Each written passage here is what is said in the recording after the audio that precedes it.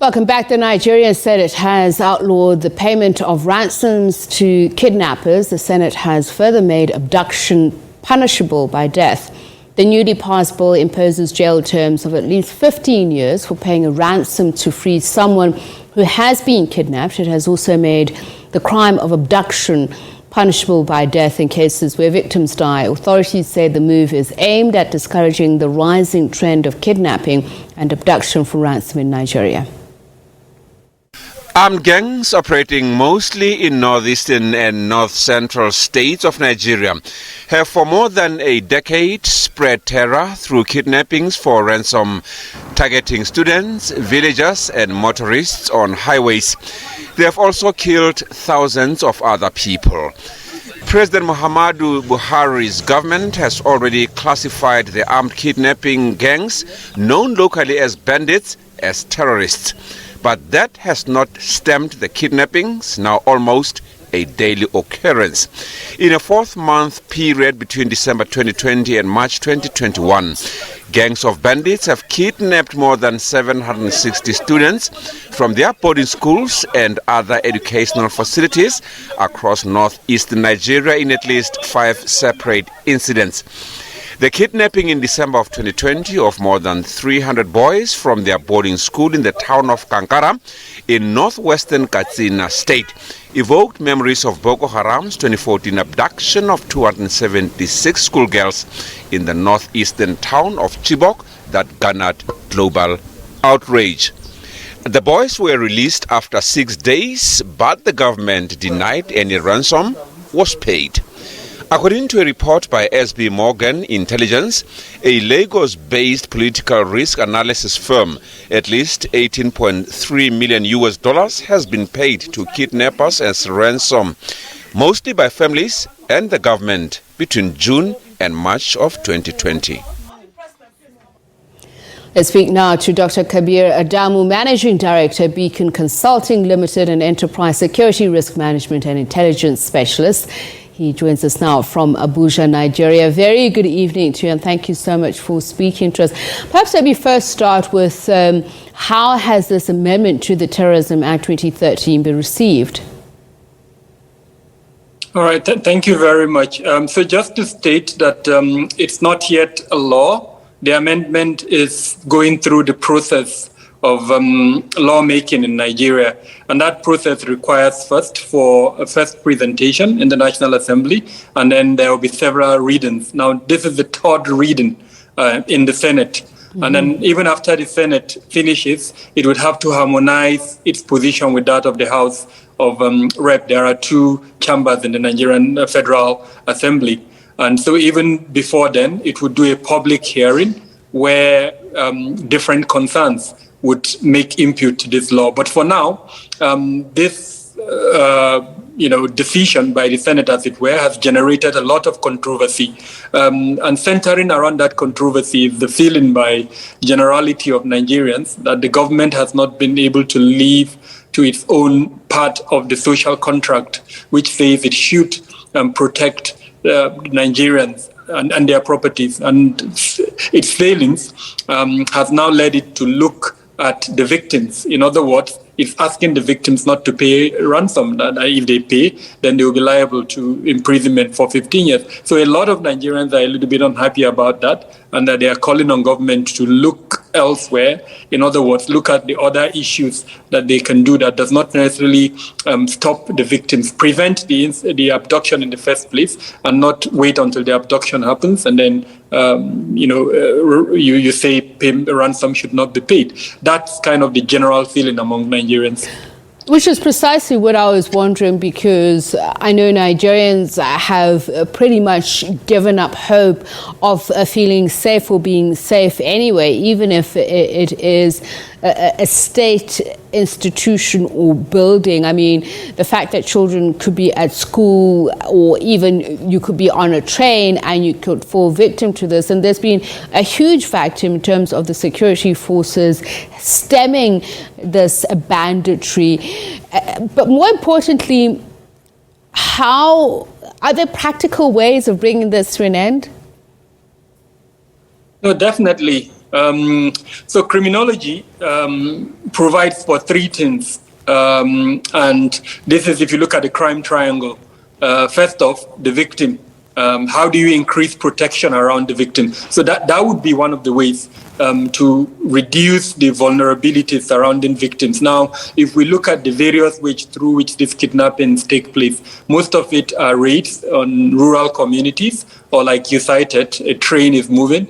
And then there is an attack on the train, and then the passengers are taken away. Or sometimes it's the people traveling, in their vehicles, and there is a highway incident, and they are abducted, or even sometimes in residences, but mostly outside the city centers. So how do government increase the protection around these various locations where these types of incidents take place? That's number one. The second part of this crime triangle says the desire of the perpetrator, the criminal, to go after his victim. Now, that means understanding the motivation, the incentive behind the action, and then, of course, introducing measures to reduce that incentive. Advocacy is one of it. Sensitization is another one. And then, more importantly, increasing the administration of criminal justice so that offenders are arrested and then they are punished. Currently, that ability is really very weak within the administration of criminal justice system in Nigeria. And then the last one is to reduce the incentive or the rewards. And that is where this law, this amendment of the law is looking at. But then there is more that can be done. So, for instance, Nigeria has a cashless policy that says any individual who withdraws a certain amount of money, if I'm right, about 5 million naira, which is roughly, I think, about $5,000 or not, about $10,000 thereabout. And then if a corporate organization withdraws a little bit higher than that, it has to be documented and it has to be traced. Now, a full implementation of that cashless policy would mean the banking system will have a good idea of how money is being moved. And this ransom is being paid sometimes through the banking system. But because there is no full implementation of this cashless policy, the criminals are still able to exploit this lack of implementation. And then we also need to look at the staffing component of the banks. What kind of checks and mechanisms in terms of background checks, vetting, do they do to their staff that may allow some of them to work with some of these criminals? So there is a lot that the government can do. I haven't spoken about technology, the use of technology in tracing the ransom, the use of technology in identifying movement within locations where this type of abductions take place. There is a lot that really can be done along this crime triangle I mentioned, instead of just creating a law that bans the payment of ransom. Dr. Adamu, I want to return back to the criminal justice system. You mentioned that, and I've seen from reports and research, particularly in the banditry that occurs between the pastoral and nomadic groupings, that oftentimes the perpetrator and the victims are known to each other, and sometimes the victims, when they go report certain matters, threats, or even occurrences of these crimes to the police, that they end up themselves being punished. So what can be fixed there? So the entire criminal justice system, unfortunately, needs fixing. And there are three components to this criminal justice system. The law enforcement component, which is what you just described. Summary of what you've just said is extortion, where the victim, unfortunately, sometimes ends up being, the victim of extortion. He reports a case of maybe theft. It started with cattle rustling, where the cattle of livestock of herders are being stolen. They report it, and then somehow the law turns against them and they are being extorted. They are asked to bring money. They end up bringing the money. Sometimes they are arrested and kept in custody. So that's number one, the law enforcement component that unfortunately does not do what it's supposed to do in terms of supporting victims of crimes, but turns out against them. The second component is the custodial, the court system rather, where, of course, after an arrest, And what you expect is that the arrested suspect is taken to the courts, and then the courts would look at the case, look at the evidence against that person, and then declare him guilty or not. In this instance, unfortunately, there are instances of corruption where several judges have been found to collude with sometimes the criminals, and so the victim is left feeling, not fairly treated, or justice has not been meted out to him or her.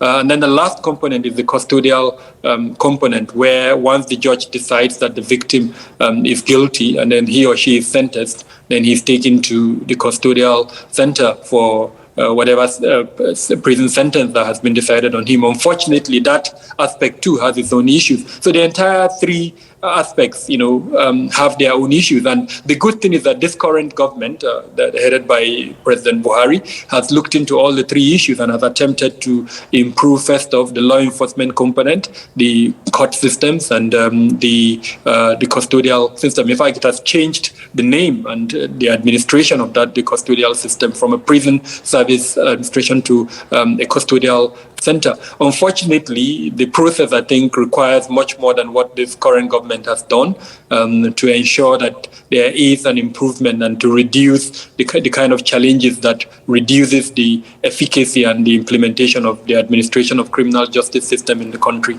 But suffice to say that it's work in progress, but that work has been started.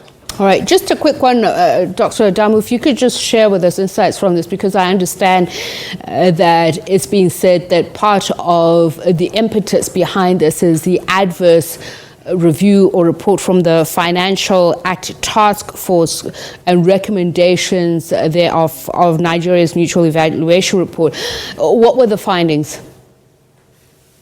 Yeah, as far as I can recall, the findings spoke about part of what I mentioned earlier on, the banking system, the financial system in terms of transparency, ensuring that illicit funds don't go into the system. Now, it's easy in Nigeria, for instance, to conduct transactions in cash above this amount that I've mentioned, 1 million, I think 5 million. So things like that, encouraging transparency within the system and the implementation of all the laws that Nigeria has. Nigeria has several laws. There are about 3 agencies that are involved to an extent in fighting financial crimes: the Economic and Financial Crimes Commission, anyway, there are about 3 agencies that are involved in that. And so part of the recommendation is to enhance the effectiveness and efficiency of these 3 agencies. Government institutions too, that sometimes, unfortunately, either for lack of capacity or maybe collusion in certain instances, there has been the recommendation to ensure that some form of monitoring and evaluation mechanism is introduced among them, so that at least the regulator now does not become someone colluding with the criminals, as it were. Thank you so much for your time and sharing your insights. Dr. Kabir Adamu, Managing Director, Beacon Consulting Limited, and Enterprise Security Risk Management and Intelligence Specialist. He speaks to us from Abuja, Nigeria. And it's about the Senate in Nigeria saying the major objective of new legislation, amendments to the Terrorism Prevention Act, are to discourage the rising spate of kidnapping and abduction for ransom. It criminalizes that and punishes up to